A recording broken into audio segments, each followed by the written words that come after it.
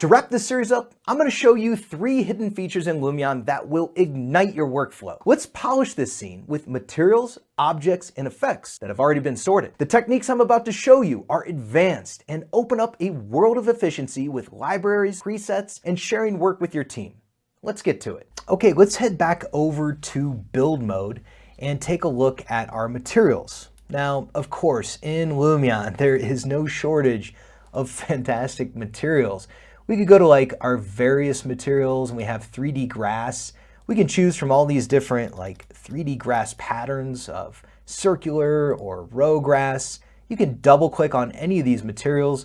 You can mess with the grass size and length, and you could spend a ton of time in here really tweaking all these materials, making them look really fantastic and beautiful. But whenever you're in this like material editing mode, up here at the top right, you can choose load material set. I'm just going to load a material set from our class files. And you can see here's our 235 southivy.mtt.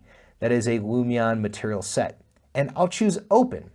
Now what this is going to do, it's repathing all these different materials, setting it up with the properties defined in the material set. So I'll just choose overwrite material and then check save changes. And look at that, now we've got like all these materials are all perfectly dialed in. Now the other thing we can do in Lumion is head over to our content library. And on the nature collection, we'll click place. And then there's all kinds of options when it comes to placing, trees and plants. And you just click on a collection to open the collection and then click on an object. You can hold the L key to kind of shrink it down or make it larger. So this is where you can start to like soften the transition between the rendered model and the drone footage, right?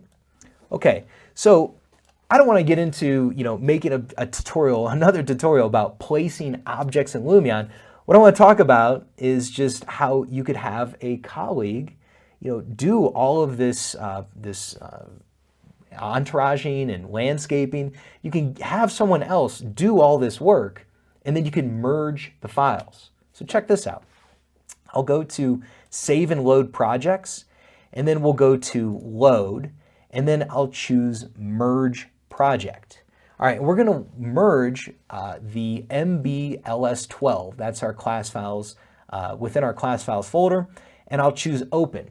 And now we're hit with this next screen where we're asked, like, what do you want to do with this stuff? So basically, these are all the different like types of objects that are coming in. And so as far as like movie clips and photos, we don't need to worry about those. Imported models, we're going to also skip those.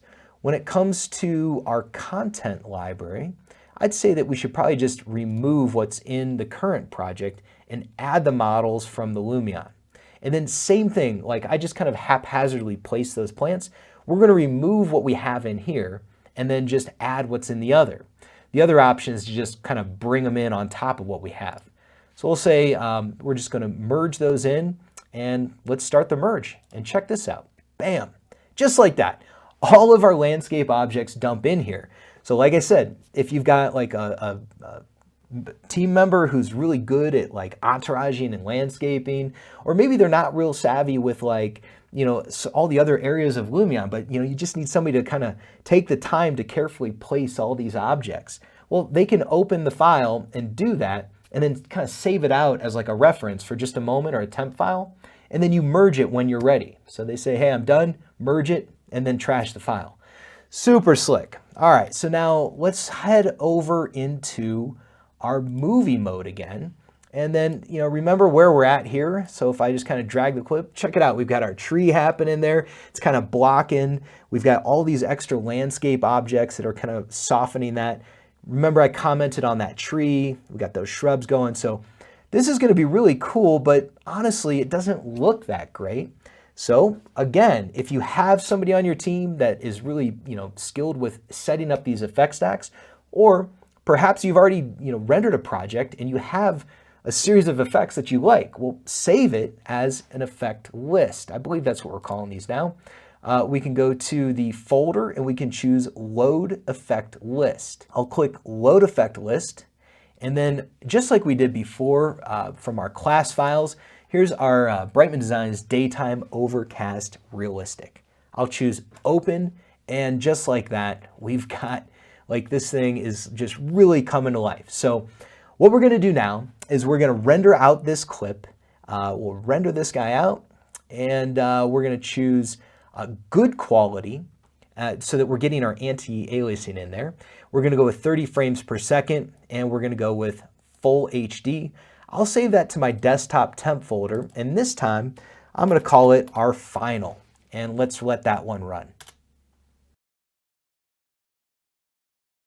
Okay, so we're done rendering. I will click OK to finish that up. Back in DaVinci Resolve, I'm just going to right-click on this clip, and we will choose Replace Selected Clip.